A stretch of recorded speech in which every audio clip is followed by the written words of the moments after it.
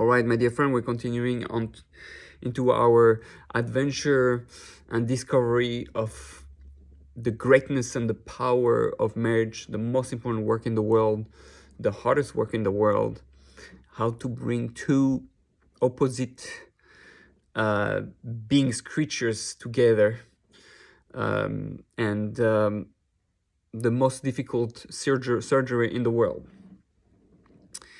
But let's go back to the first surgery if we want to understand something in the world. When we look at the Torah, and if we know that the Vinagaon Zatzal says that all of the Torah can be included in the book of Bereshit, then the whole book of Bereshit can be included in the portion of the Parashat Bereshit. And here we are in Gan Eden, going to the root, to the first surgery in the world.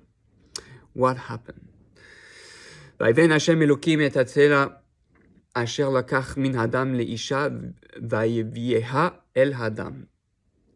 So Hashem Elokim builds the side of man that he took, and he made it into a woman, and he brought her to him, to Adam, to האדם. ואומר האדם, זאת הפעם עצם מעצמי ובשר מבשרי, לזאת יקרא אישה, כי מאיש לוקחה זאת. So it's interesting, it's 3 times the word zot here, but we're not going to focus on that. However, just as a hint to know, when we look at the Torah, we say, zot Torah, we point with the finger, the different finger we use. But one of the things that my Rebbe taught is that we use the pinky. The pinky, says the Gemara, if you stare at a woman, even if you stare at her pinky, it becomes makom erva, it becomes some temptation, a desire, and you shouldn't do it, even staring at a pinky. So we're saying that what we should stare at, the desire, the true desire we should have for anything should be the Torah. So we say, V'zot Torah, we use that as a reminder. Torah is like a spouse and want to marry her. So it's speaking about the way we're gonna look at someone, the direction of our desire. So Adam realized, Zot apam, this time I'm gonna start. This is what I'm gonna need to desire. This is gonna be the direction of my desires. And this way I will be able to do it with Hashem. Now, interesting, the Balaturim writes about Lazot Hapam. It says, Bet Masoret, it appears 2 times in the Tanakh. Hacha Lezot Ikare Isha, here when it says what we just read, Ve'idach, and the other place, Af Lezot Yecherad Libi. Meaning that it appears in Job, Eov 37:1, where it says, for this also my heart trembles. This indicates Lomar shechava haita lecherdat Adam. This indicates that Eve was created to cause Adam to tremble.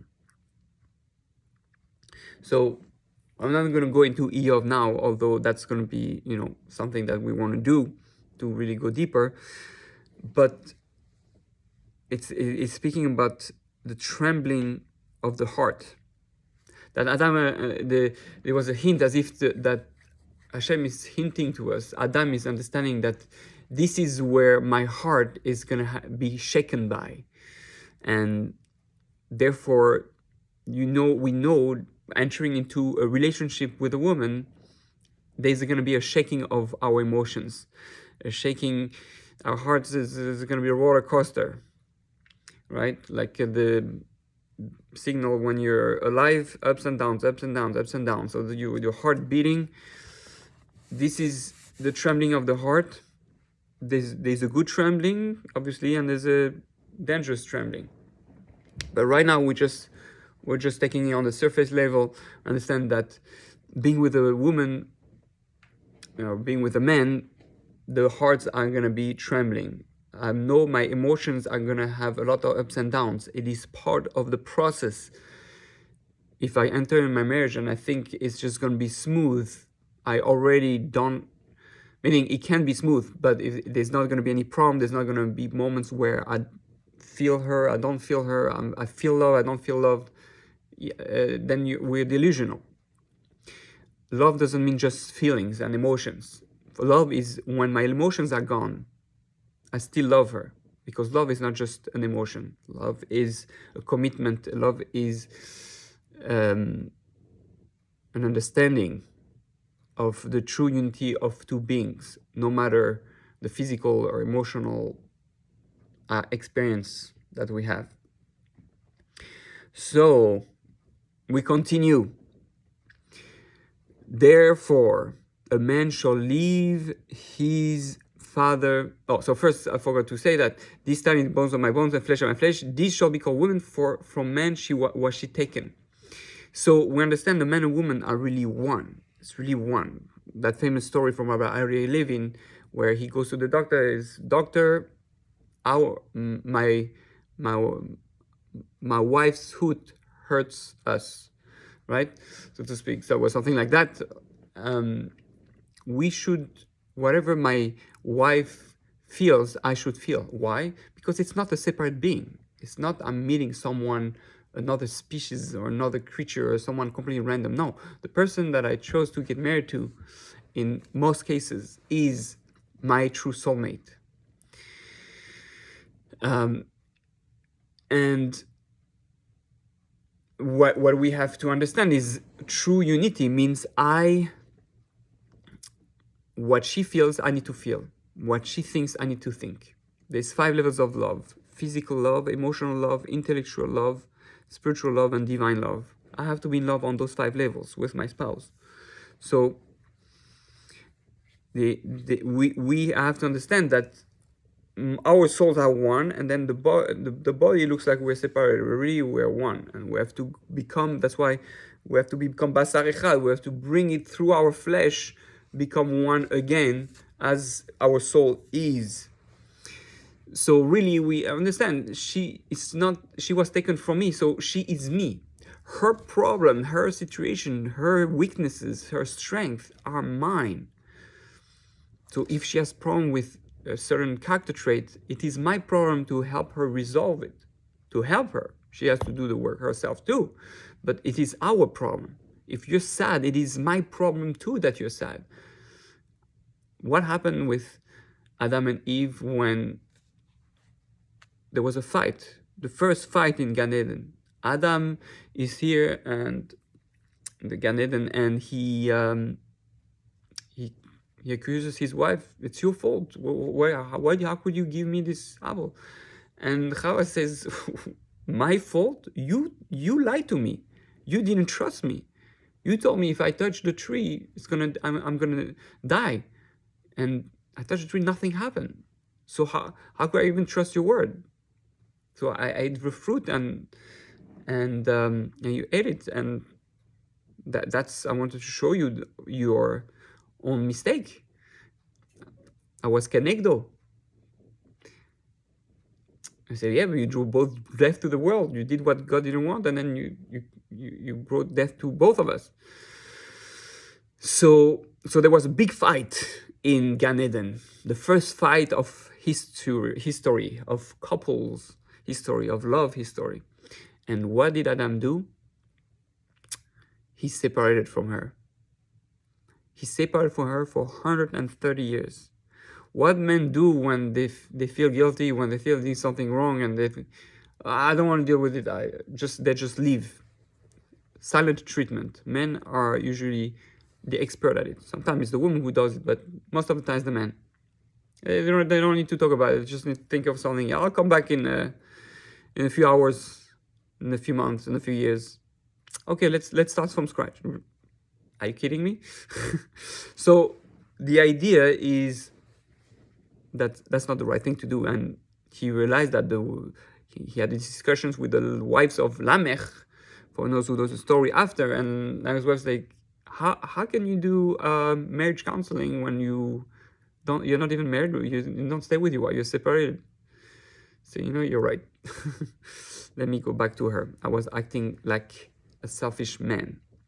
So it's man's typical desire to just escape the problems, especially if he feels guilty and his ego threatened.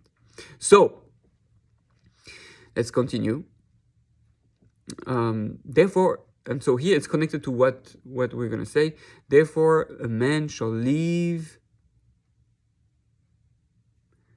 his father and his mother and cling to his wife, and they shall become one flesh.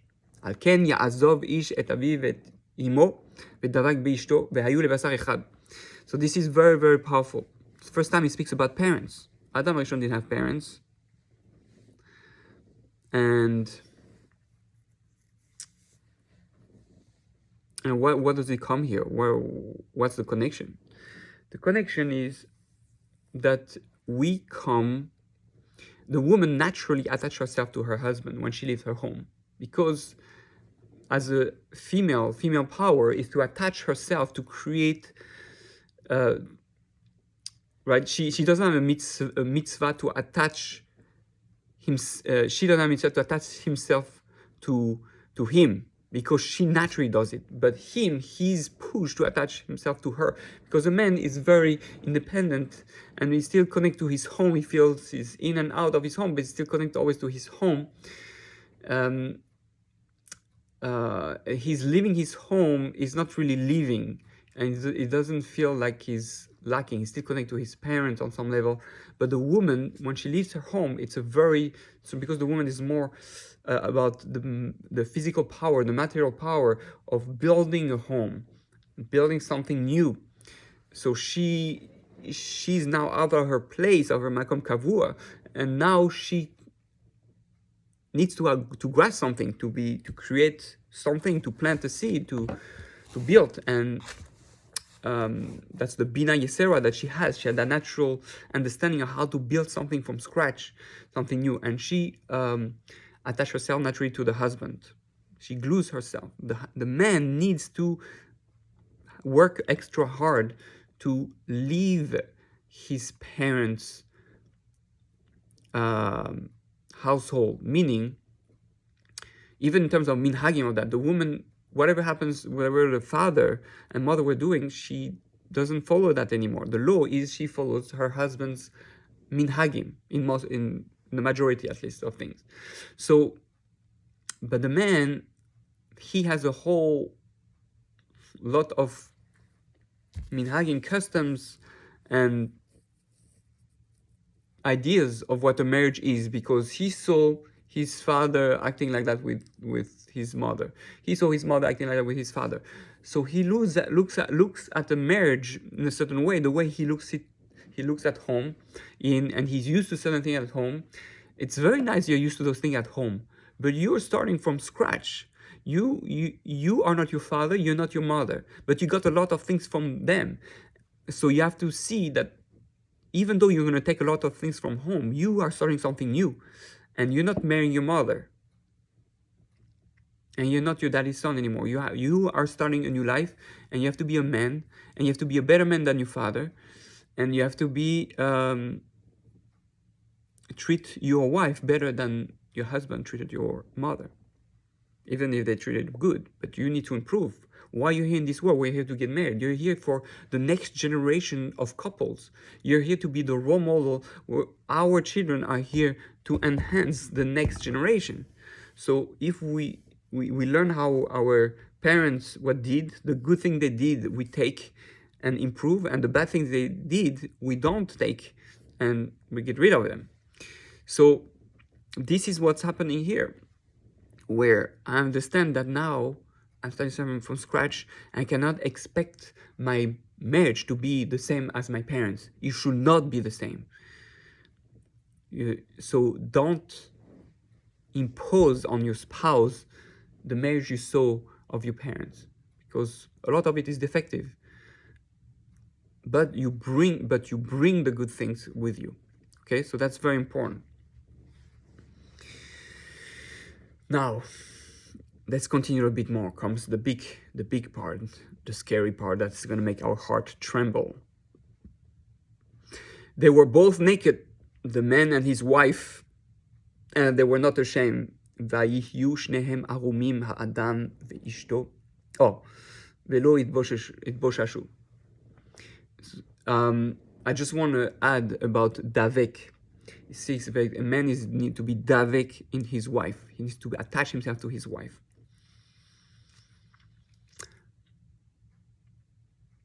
We say the same thing, davek. There's only one place, one other person really we speak, as far as I remember, at least the most mentioned. We're here, what's the purpose of the world, says the Ramchal, is Devekus Bashem. Our entire work, our entire avodah is to be Davek Bashem. We're here to attach ourselves to Hashem.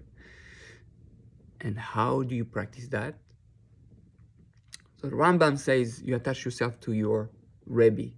By learning to attach yourself to your Rebbe, who emulates God on the highest level, you learn how to be Davek to Hashem.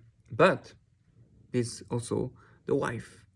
The first time that speaks about Davek is with a wife. So we have to understand that on a deep level, my main work on how to be close to Hashem is with my wife. But it's an avodah, right? It's a work. It's not easy. It takes 120 years plus years or 100 and a few more lifetimes sometimes to learn to be Davek in Hashem.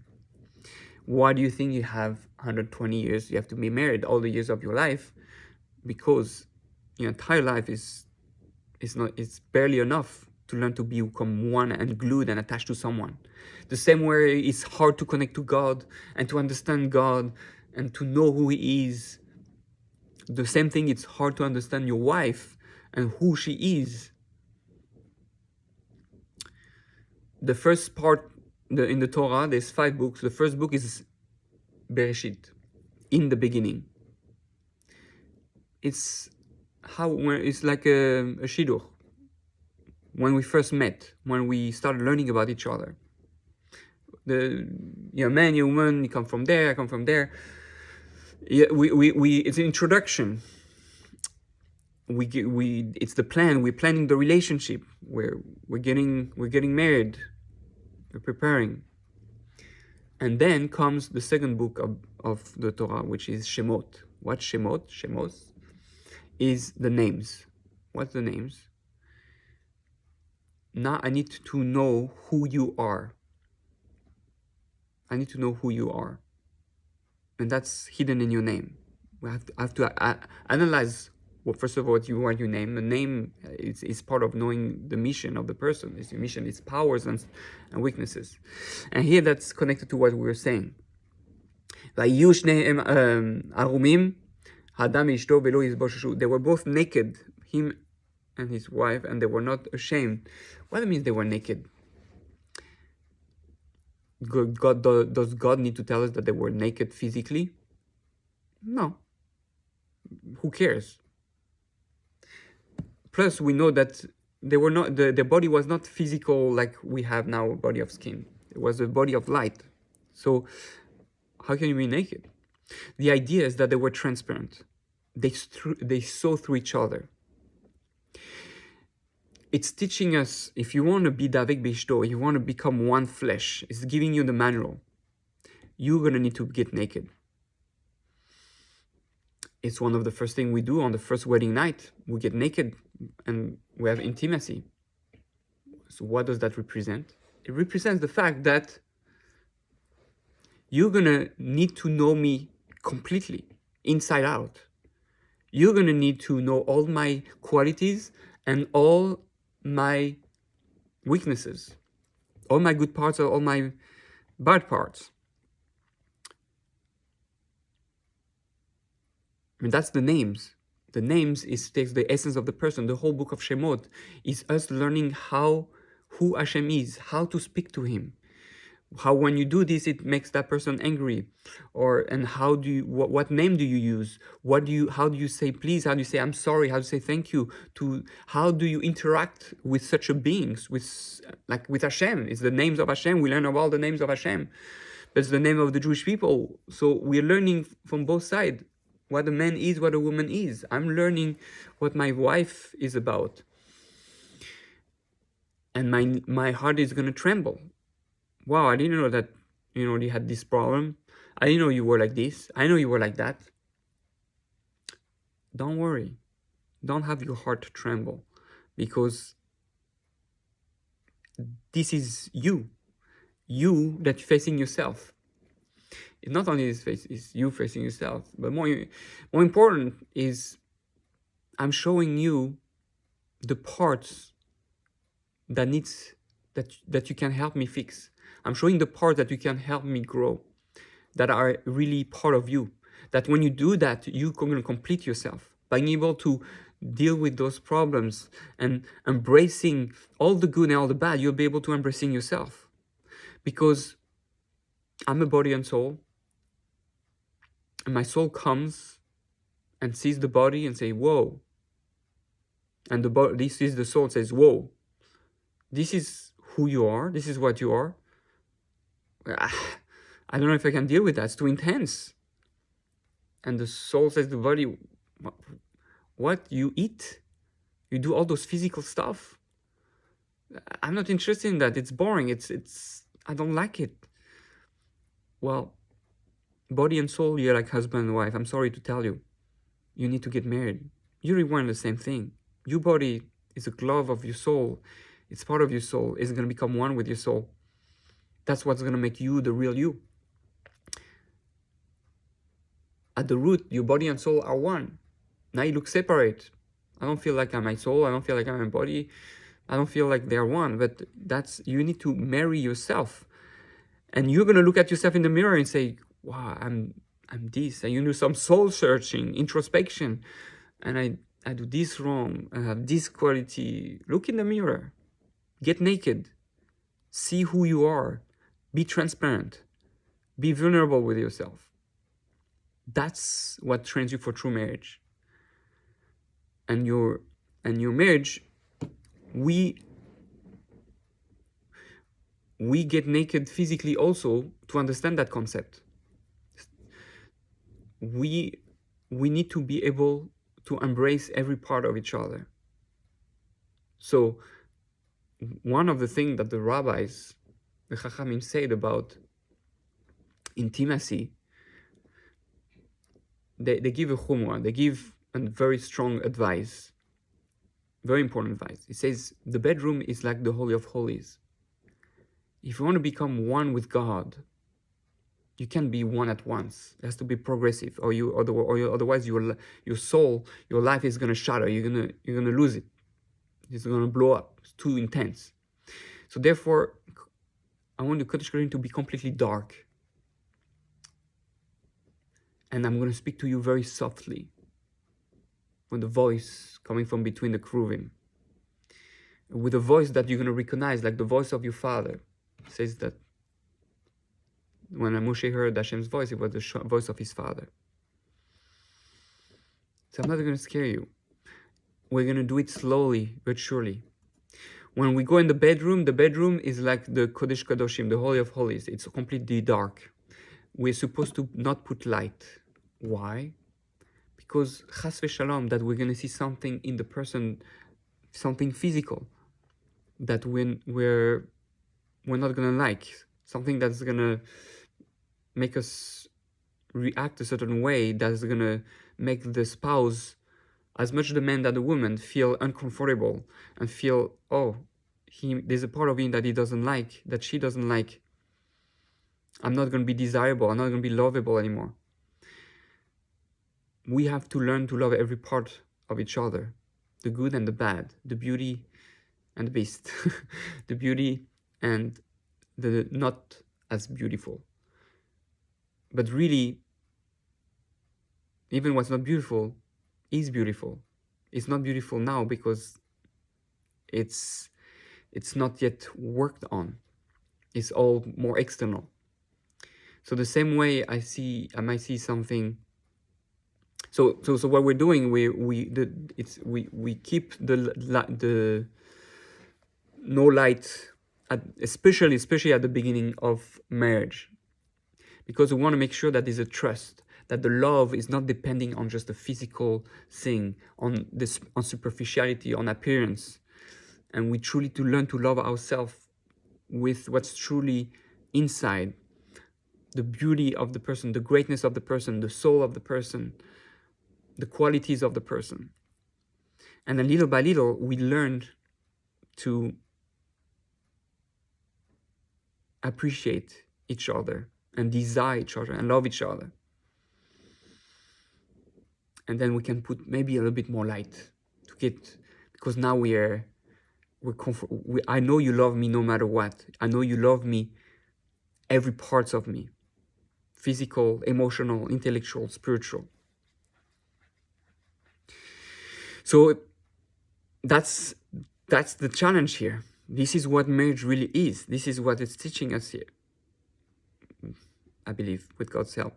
They were both naked, the man and his wife, and they were not ashamed. We have to be able to not be ashamed of our mistakes, of our past, of our problems. The other person has to be able to embrace it. I know some couples, they hide things from the past, and maybe sometimes that's the halakha. You don't have necessary to tell, difficult things. I'm of the opinion that if you can, obviously, sometimes you have to wait. You don't have to, again, because the person might not be able to take it. But the person loves you now. Oh, so if you love me now, you also love me later. You'll have to deal with the package. But the more we can reveal in the beginning, the more we'll see if the person is able to appreciate even that part of me that went through a difficult time, and see if the true soulmate is a soul that is ready to recognize that I can deal with that. It's part of the beautiful package.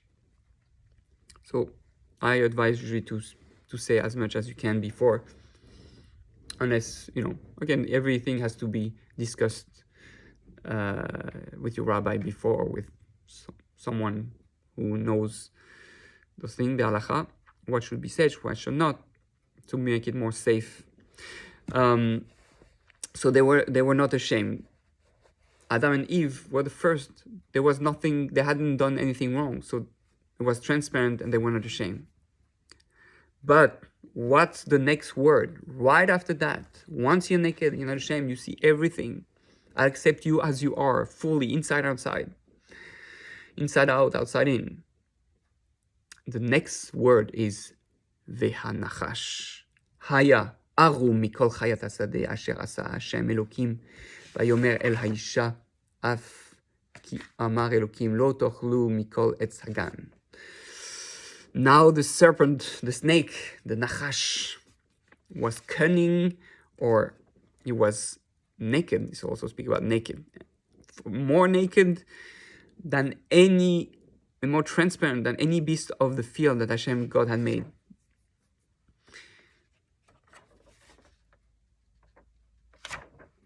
And he started seducing the woman. What's happening? The Nachash is that twisted way of thinking that comes into us. Oh, but she's like this, it's like that. How come she's like this? Oh, but she told me this, or he told me that, and he said he did that, but but really he didn't do that, and he meant this, and we start, when we become naked, when we become transparent, and you start to see your spouse, you have to know you're going to start having a twisted thinking. Maybe she's not the one. You're going to see the negative quality. You get married, you get engaged, you get married, and you start doubting. Nachash, we know, Hamin Ha'etz is Amalek. The Nachash makes you doubt. It's the snake that makes you doubt. It's Amalek that makes you doubt. Safek. Gematria Amalek, which comes from the Nachash. Haman. Haman is connected to the Nachash. Hamin Ha'etz. But Nachash is also Gematria Moshiach and Simcha, joy and Messiah. Because if you're able to control that twisted thinking, that maybe she's not the one, Oh, how come now that I see who she really is? No, I don't want to deal with that. I didn't know you were really like that. You know that problem. Then what did you see before? Didn't see. You didn't get married for no reason. You get married because there's something beautiful you saw. You saw there was something powerful there. Oh yeah, it comes with a package. Wanase v'nishma. The Torah came with a package. Hashem came with a package. That's why we can't have the whole nishma all at the beginning at once. You're going to be overwhelmed. Just like the Jews at Mount Sinai, they heard Hashem speak. It's like, no, it's too much. Hashem, Moshe, it's too intense. You speak to Hashem. Comes the Nachash and say, oh yeah? You don't want the full force? Okay, I hear, it's good. That's Moshe, Hashem say, okay, it's good. I hear what they say. They don't want it too intense, but in the same time comes the Nachash. Because Nachash is going to try to disconnect the two. He say, no, I'm too scared. I can't deal with that. I'm separating. And that's how the Nachash was able to push the Erev Rav into pushing the Jewish people to not do anything about the golden calf. Idolatry, intermediary. And then we don't become one. We separate little by little the intermediaries. We disconnect. And then we do a golden calf. We look for a different partner, another source of love, something more attractive, something only attractive in fact. We end up cheating. The Chet HaEgel is compared to us being under the chuppah and cheating with Hashem, with a woman while we're under the chuppah, with another God, with another woman. So we see that we have to learn to be careful of that nachash, or that snake. That sexual desire on one side, but that's not the main thing. Sexual desire, yes, because now that I don't feel as attracted, my sexual desire is not as strong now with that woman because I see things that doesn't attract me anymore. The image of the person is reduced to my eyes because of who I'm discovering that person truly is. Don't let yourself be full. Control your nachash. Control your sexual desire. And the nachash of the mind. The most twisted. Nachash, the most arum. He's the most naked, meaning the most cunning. He's able to go and see all the little... You're going to start seeing all the problems with that person. Don't let yourself be trapped by that.